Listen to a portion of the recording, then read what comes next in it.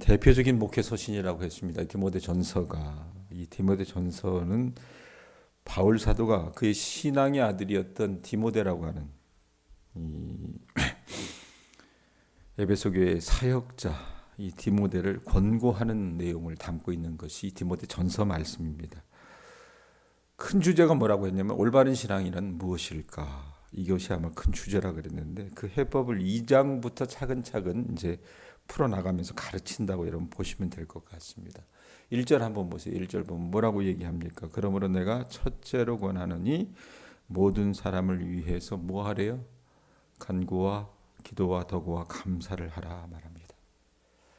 자, 바울은 기도가 모든 사역자에게 있어서 가장 우선순위가 되는 일이라고 얘기합니다.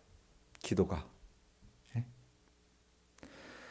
왜 그런가 하면 기도는 최종 권한이 사람에게 있지 않고 하나님에게 있다는 것을 가르쳐 주기 때문에 그러합니다. 특별히 여러분 한국의 개신교회는요, 이게 참 재미난 게 뭐냐면 이게 개신교회가 개신교인지 유교인지 착각할 수밖에 없게 만들어 버렸는데 어떤 최종 권한이 교회의 교인들이나 담임 목사 또는 장로들에게 있다라고 생각하는 경우가 많습니다. 그러나 사실 그렇지 않다는 거예요. 여러분 목회자라고 하는 이 직임을 놓고 봐도 목회자는 여러분 왜 있는 겁니까? 먼저 하나님을 섬기는 사람들입니다. 하나님을 섬기고 그 다음에 사람을 섬기는 게 목회자의 여러분 소임이에요. 또 기도할 때 여러분 목회자는 늘 급한 일과 당장의 요구에 쫓기지 않고 자기의 소명에 비로소 집중할 수 있게 되기 때문에 바울이 디모데를 다잡을 때에 가장 먼저 얘기한 게 뭐냐면 기도하라는 겁니다. 기도하라는 거예요. 그런데 이 기도해야 될 책임을요, 바울은 단순히 디모데 네가 목사니까 목사인 너만 기도해 이러면서 목사에게만 떠넘기지 않았다는 겁니다. 오히려 그 기도가 공동체 모든 사람들이 전체가 져야 될 짐이라고 주장을 해요. 자, 그런데 기도하라는 말 하면 그냥 기도하면 되는데 거기다 어떻게 말을 4개나 써놨어요. 간구와 기도와 도구와 감사를 하래요. 1절 뒷부분 보세요. 보면 간구와 기도와 도구와 감사. 이게 뭔가? 기도의 종류라고 하는데 그냥 기도라고 보시면 될 것 같아요. 그냥 혹시 궁금한 분들이 있을 것 같아서 제가 설명을 해드리겠습니다. 간구는 뭡니까? 우리의 필요를 채우고자 하나님께 아뢰는 것을 간구라고 얘기합니다. 기도는 가장 보편적인 것으로 우리의 필요를 아뢰는 것을 포함해서 일반적인 방식으로 하나님을 부르는 행위를 기도라고 말한답니다. 그러니까 헬라어를 그냥 그대로 번역을 한 거예요. 도구는 뭐냐? 이게 기도할 때의 그 도자, 그 다음에 아랠 꼬자, 그걸 같이 붙이거든요. 그래서 물르는 것처럼 편안하고 친밀하게 하나님과 나누는 대화를 도구라. 뭐 이렇게 얘기한대요. 감사는 우리가 아는 거니까 하나님께 감사나 고마움을 표하는 것이다. 이런 표현들을 하는데 바울이 얘기하는 건 뭐냐면 너나 이 에베소 교회에 있는 모든 교인들이나 기도하라는 겁니다. 기도하라는. 근데 누구를 위하여 기도하라 그래요? 거기 보면 1절 중간에 보세요. 첫째로 권하노니 모든 사람을 위하여 기도하라. 모든 사람을 위해. 그러고 나서 2절 한번 보세요. 2절 보면 뭐라고 얘기합니까? 누구를 위해서 기도하래요? 임금들과 높은 주위에 있는 모든 사람을 위하여 하라. 이는 우리가 모든 경건과 단정함으로 고요하고 평안한 생활을 하려 함이라. 바울이요.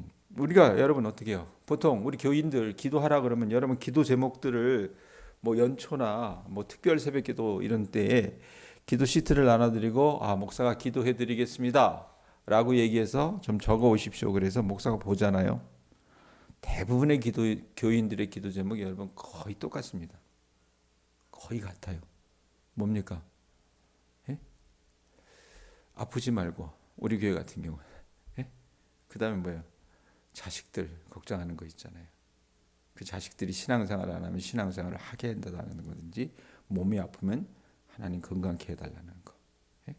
그리고 자신의 삶을 놓고 봤었을 때 죽을 때 너무 고생하면서 죽지 않고 그렇게 하나님 손에 붙들림 받게 해달라는 거. 그리고 물질적인 어떤 어려움들이나 이런 것들이 있으면 그 어려움들 속에서 하나님께서 구원해 달라는 몇 가지 기도가 있어요. 근데 거의 대부분 여러분 그 기도가 뭡니까? 나를 위한 기도입니다. 나나 내 가정을 위한 기도예요. 근데 바울이 여러분 오늘 말씀 2절 보세요. 누구를 위해서 기도하라 그래요? 임금과 높은 지위에 있는 모든 사람을 위해서 기도하라. 우리가 친한 여러분, 우리 가족이나 어떤 친지를 위해서 기도할 때와 마찬가지로 이제 바울이 어떻게 하냐면 정부 관리들을 위해서 기도할 때도 하나님과 나는 대화의 모든 차원, 즉 간구와 기도와 도구와 감사를 통해서 그들의 필요를 위해서 기도하라고 명령하고 있는 거예요. 왜 이런 얘기를 하느냐? 사도행전 19장에 보면 바울이요, 에베소, 이게 이 디모데서가 에베소에서 사역하는 디모데에게 보내는 편지라고 그랬잖아요. 이 에베소에서 복음을 전하다가 사단이 나버립니다. 무슨 얘기냐면 막 복음의 역사가 일어나니까 여러분 제일 위협받는 사람들이 누구예요? 우상 섬기는 사람들이잖아요. 사도행전 설교할 때 혹시 제가 말씀드렸는데 기억을 하나 모르겠어요. 아데미 신전이라고 있잖아요. 그 아데미 신전이 가장 큰 아데미 신전 가운데 하나가 있었던 곳이 이 에베소예요. 그곳에 가서 복음을 전했을 때 하나님께서 많은 큰 일을 행하셨다 그 말입니다. 그러니까 사람들이 우상을 섬기다가 하나님을 알게 되니까 여러분 어때요? 우상에게 등 돌리고 말씀을 들으러 가니까 제일 피해를 입는 사람들이 누굽니까? 이 아데미 신상을 만드는 사람들이나 그 신전에서 예배드리는 이런 사람들이었다 그 말입니다. 그래서 어떤 갈등이 있었어요. 그래가지고 그 당시 에베소의 어떤 시정 당국자들은요, 이 교회를 그들 지역 경제를 위협하는 요소로 생각하는 그런 어떤 단체로도 봤다고 말입니다. 어떻게 보면 척지는 그런 관계였다는 얘기입니다. 그런데 어때요? 자기들을 핍박하는 그 정부 당국자들을 위해서 기도하라고 하는 여러분 이 말이 결코 쉬운 당부가 아니었다는 얘기입니다. 그러니까 이 디모데는요, 에베소 교회 안에서 교인들에게만 어려움을 당하는 것이 아니라 어떤 이 외부 사람들에게도 그렇게 썩 좋지 않은 어떤 그런 핍박을 당하고 있었던 것 같아요. 더군다나 이때는 여러분 로마 시대였잖아요. 이때 황제가 누구였냐면 네로라고 하는 황제입니다. 아주 개팍스러운 황제예요. 자기가 살았던 그 시에, 우리로 얘기하면 서울시에 불질러 놓고요, 산꼭대기에 올라가서 그거 감상하고 있었던 아주 미쳐버린 왕이었다는 얘기예요.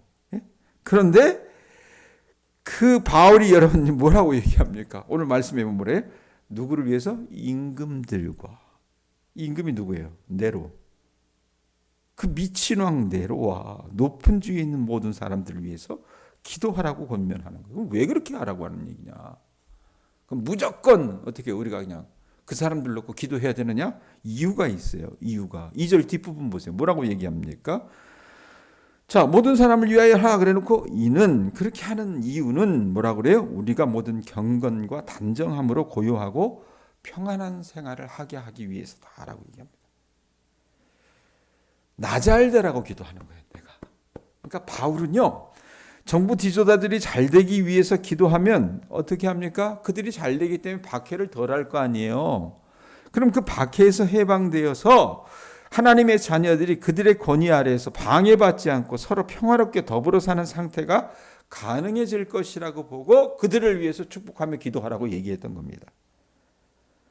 또 이 권세자들이 교회로부터 아무런 위협을 느끼지 않으면, 야, 그들이 우리를 위해서 기도한대, 나를 위해서 매일 기도한대, 그 말을 여러분 들으면 어떻게 해요? 마음껏 예배해. 이러면서 조치를 취할 수도 있다라고 얘기하는 겁니다. 자, 그런데 단순히 여러분 어떻게 해요? 이런 현실적인 그 어떤 필요에 의해서만 바울이 기도하라고 하는 건 아니에요. 3절 4절 보세요. 3절 4절 보면 뭐라고 얘기합니까? 읽어보십시오. 읽습니다. 시작. 이것이 우리 구주 하나님 앞에 선하고 받으실 만한 것이니 하나님은 모든 사람이 구원을 받으며 진리를 아는 데 이르기를 원하시느니라.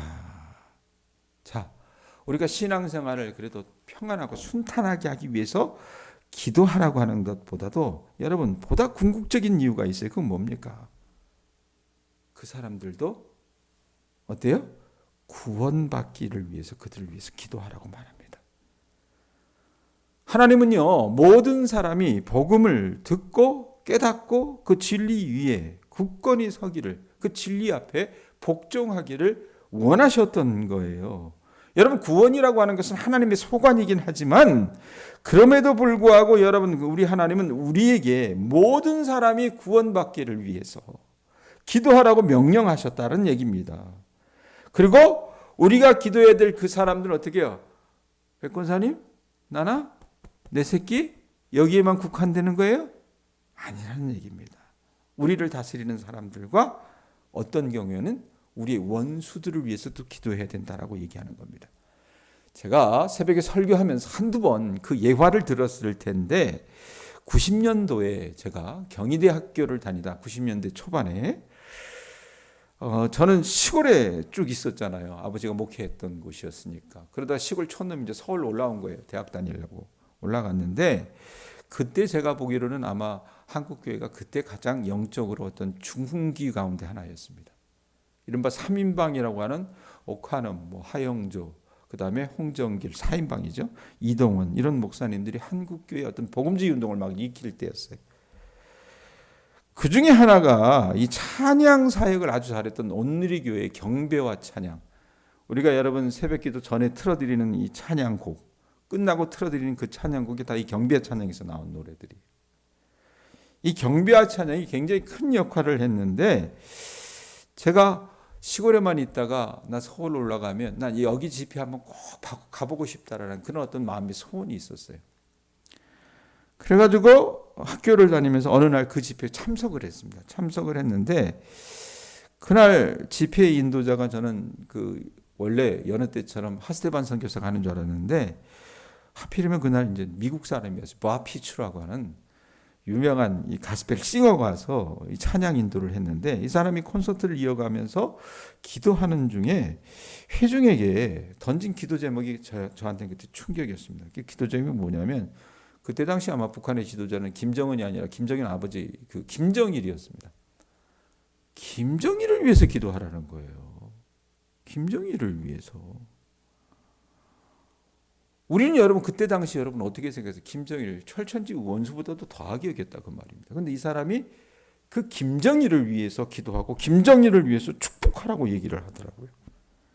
그런데 여러분 가만히 생각을 해보니까 바울의 기도와 이 바피스가 얘기했던 김정일을 위해 기도하라는 그 기도의 여러분 제목이 어떻게 해요? 연결되어 있다고 저는 생각을 해요. 하나님은요 김정일 같은 독재자라도 예수 믿고 구원받으며 참 진리에 이르기를 주님은 원하신다라는 얘기입니다. 여러분 우리가 한 두어 주 지나면 말씀 사경에 이제 우리가 접하게 될 텐데 그때 초대할 사람들을 위해서 기도할 때 여러분들이 그 대상이 누군지 또 그들을 놓고 어떻게 기도할지 한번 점검해 보셨으면 좋겠습니다. 나는요 우리나라 대통령 윤석열 씨를 저는 대통령으로 인정하지 않습니다. 사실은 제가 역사를 전공했기 때문에 이런 회개망측한 지도자는 처음 봐요. 아주 제가 봤을 땐 이 사람 모르겠어요. 대통령 그만두면 감옥에 갈 뿐만 아니라 역사가 이 사람을 어떻게 평가할지. 그런데 그럼에도 불구하고 여러분 어떻게 우리가 그 인간을 위해서는 기도해 줘야 됩니다. 왜? 우리가 평안하게 살기 위해서. 그래서 홀이라도 하나님께서 역사하셔서 그 죄인이 하나님의 말씀을 듣고 돌아와서 회개하고 바로 그가 깨닫고 살아갈 수 있다면 여러분 우리가 기도하는 것을 놓치지 마실 수 있기를 바랍니다. 아셨죠?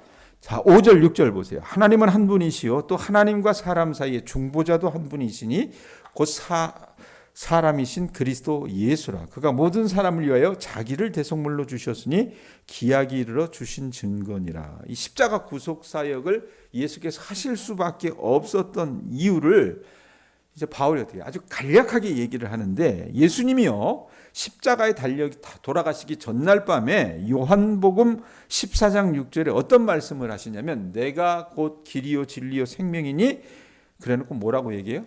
나로 말미암지 않고는 이 말이 따라붙어요.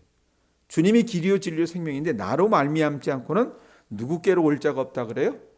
아버지 하나님께로 올 자가 없다는 표현합니다. 주님이 아니면. 그러니까 주님이라고 하는 다리, 예수님이라고 하는 다리가 아니면 어떻게 해요?